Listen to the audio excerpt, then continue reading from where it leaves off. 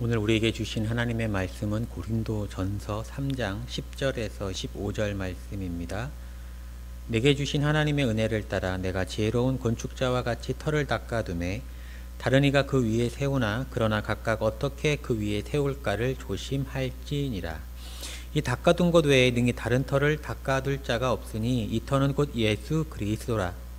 만일 누구든지 금이나 은이나 보석이나 나무나 풀이나 짚으로 이 터 위에 세우면 각 사람의 공적이 나타날 터인데 그날이 공적을 밝히리니 이는 불로 나타내고 그 불이 각 사람의 공적이 어떠한 것을 시험할 것임이라. 만일 누구든지 그 위에 세운 공적이 그대로 있으면 상을 받고 누구든지 그 공적이 불타면 해를 받으리니 그러나 자신은 구원을 받되 불 가운데서 받은 것 같으리라. 고린도 교회에는 그 계파 간에 분쟁이 있었습니다. 그 네 개의 파가 있었는데요. 바울파, 이제 교회를 개척하신 목사님이 바울이죠. 그래서 고린도 교회를 이제 세웠기 때문에 바울 목사님을 좋아하는 바울파. 그 다음에 현재 담임을 하고 있는 아볼로파. 그 다음에 베드로를 좋아하는 베드로파, 게바파. 그다음에 그래도 예수님 뿐이다. 예수파.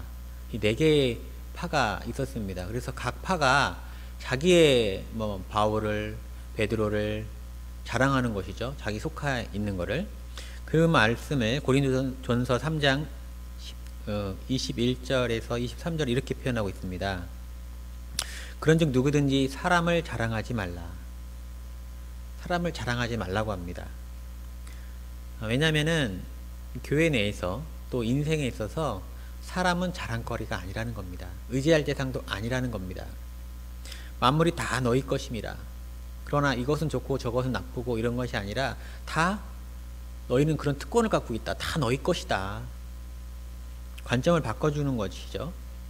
바울이나 아볼로나 게바나 세계나 생명이나 사망이나 지금 것이나 장래의 것이나 다 너희의 것이요. 어떻게 너희의 것이 됐냐면 하나님이 주셨기 때문에. 그러므로 너희들이 지금 싸우고 있는 그 싸움 자체가 얼마나 어리석은가. 다 너희 건데 난 바울이 중요하니까 아볼로는 무시할 거야, 게바는 무시할 거야 이러고 있는 거잖아요. 너무 어리석다 이렇게 이야기해주고 있는 겁니다. 아주 중요한 얘기를 하는데 23절에 너희는 그리스도의 것이요 그리스도는 하나님의 것이니라. 사도 바울은 우리 모두가 결국은 그리스도의 것이다 이렇게 이야기해주고 있습니다. 오늘 이러한 관점을 가진 사도 바울이 신앙의 정확한 관점이죠. 우리를 지혜로운 건축자로 초대하고 있습니다. 사도 바울은 지혜로운 건축자라는 표현을 써서 지혜로운 건축자가 어떻게 행하고 있는지 알려주고 있습니다. 오늘 우리가 나눈 본문 말씀 10절 11절입니다. 내게 주신 하나님의 은혜를 따라 내가 지혜로운 건축자와 같이 터를 닦아두매 하나님의 은혜로 내가 지혜로운 건축자와 같이 터를 닦았다. 이 터를 닦았는데 다른 이가 그 위에 세우나. 내 후임으로 어떤 사람들이 그 위에 교회를 계속 사역할 수는 있지만은 그러나 각각 어떻게 그 위에 세울까를 조심할지니라. 사역자가 그 교회 터 위에 어떤 목양을 할 것인가 굉장히 중요하다는 겁니다. 조심해라. 그러나 더 중요한 게 있습니다. 11절 이 닦아둔 곳 외에 능히 다른 터를 닦아둘 자가 없으니 이 터는 곧 예수 그리스도다. 교회의 본질에 대해서 이야기를 하는데 예수 그리스도다. 오늘 우리가 설교 말씀에 나누고자 하는 것은 바로 이거입니다. 두 가지인데요. 여러분, 여러분의 인생의 터는 무엇입니까? 만약에 이거일 수도 있고 저거일 수도 있습니다. 자녀인 사람이 인생의 터가 되는 사람이 있고 자신의 꿈이 인생의 터가 되는 사람이 있고 자신의 남편이나 아내가 인생의 터가 되는 사람도 있고 자기의 사업체가 인생의 터가 되는 사람도 있습니다. 그런데 그것은 다 아니라는 겁니다. 예수 그리스도. 지혜로운 건축자는 어떤 사람입니까? 그 터가 아주 든든한 터죠. 아주 그 터가 진실을 담아내야 됩니다. 바로 예수 그리스도. 만약에 모래가 많은 그런 터랄지 물이 흐르는 터랄지 그러면 거기다 아무리 휘황찬란한 건축물을 지어도 결국은 무너지죠. 제 동기 목사님 중에 한 분이 교회 부지를 했는데 그 논밭에 붙어있는 교회 부지를 저렴한 가격에 사가지고 교회를 올렸습니다. 근데 제가 그 교회 몇 번 가봤는데 그렇게 습기가 올라오더라고요. 지하가 예배 공간이고 1층이 커피숍이고 또 2층, 3층 이렇게 있는데 1층이 되게 습기가 올라오냐 물어보니까 이 논인가요? 그 옆에 있으면 물이 많이 올라온다고 모르고 샀다고 하더라고요. 굉장히 터가 중요한 겁니다. 우리의 인생의 터는 무엇이어야 됩니까? 예수 그리스도. 예수 그리스도 위에 우리의 인생을 세워야 합니다. 물론 그 인생을 세우는 것도 오늘 말씀처럼 어떻게 세울지 조심해야 되지만 그 터, 우리의 인생의 터는 예수 그리스도다. 예수 그리스도 위에 우리 인생을 세워야 합니다. 이어지는 말씀은 그러면은 그 예수 그리스도 위에 무엇을 세울 거냐 하는 말입니다. 12절부터 15절까지의 말씀인데요. 이것을 현대인의 성경으로 읽으면 더 의미가 잘 와닿아서 제가 12절, 15절은 현대인의 성경으로 나누겠습니다. 이 기초 위에 건물을 세울 때 금이나 은이나 보석으로 세우는 사람도 있고 나무나 풀이나 집으로 세우는 사람도 있을 것입니다.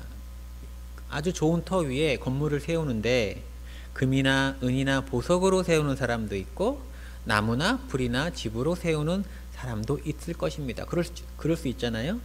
그러나 심판날에는 각자의 일한 결과가 불로 심판을 받아 밝혀질 것입니다. 심판날에는 때가 되면 하나님께서 우리가 살았던 삶을 평가하신다는 거예요. 저로 얘기하면 백명현 목사가 했던 사역을 평가한다는 거예요. 오늘 본문 말씀으로 의하면 고린도 교회 사역자들이 한 사역을 평가한다는 겁니다. 근데 불로 받으니까 금이나 은이나 보석으로 한 거는 남겠죠. 그대로 불로 이렇게 심판을 테스트를 해봐도 남겠죠.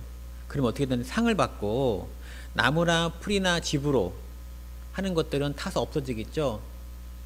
그러면 상을 잃고 만다는 겁니다. 그러나 심판날에는 각자의 일한 결과가 불로 시험을 받아 밝혀질 것입니다. 만일 세운 것이 불에 타지 않고 남아있으면 상을 받을 것이나 가치 있는 일을 했다는 겁니다. 누구를 위해서? 예수 그리스도를 위해서. 그것이 타버리면 상을 잃고 말 것입니다. 그런 사람은 구원을 얻어도 마치 불 속에서 간신히 헤쳐나온 것과 같을 것입니다. 그러니까 바울은 이건 구원의 문제가 아닙니다. 참고로 구원은 받지만 부끄러운 구원을 받을 거다. 불에서 겨우 이렇게 끄슬려 가지고 구원은 받지만 아주 그런 불에서 나온 것 같은 부끄러운 구원을 받을 거다. 우리가 예수 그리스도 터 위에 우리의 삶을 살면 주님이 주시는 은혜로 우리가 살아갈 수 있는데 그 위에 무엇을 세울 거냐, 무엇을 세우느냐가 중요하다는 겁니다. 여러분, 쉽게 얘기해서 여러분을 위해서 살 것이냐, 여러분의 영광을 위해서 살 것이냐, 아니면 다른 영광, 자녀만 바라보는 부모님도 있고요. 또 자기의 또 하는 일을 최고다 하는 사람도 있겠죠. 그러나 결국 남는 것은 무엇이냐면은 내가 어떤 일을 하든 상관없이 예수 그리스도를 위해서 한 일, 예수 그리스도의 영광을 위해서 한 일만 남는다는 겁니다. 그러한 일, 예수님의 가르침에 충실하고자 했던 삶, 그런 삶은 상을 받을 것이다, 이 말입니다.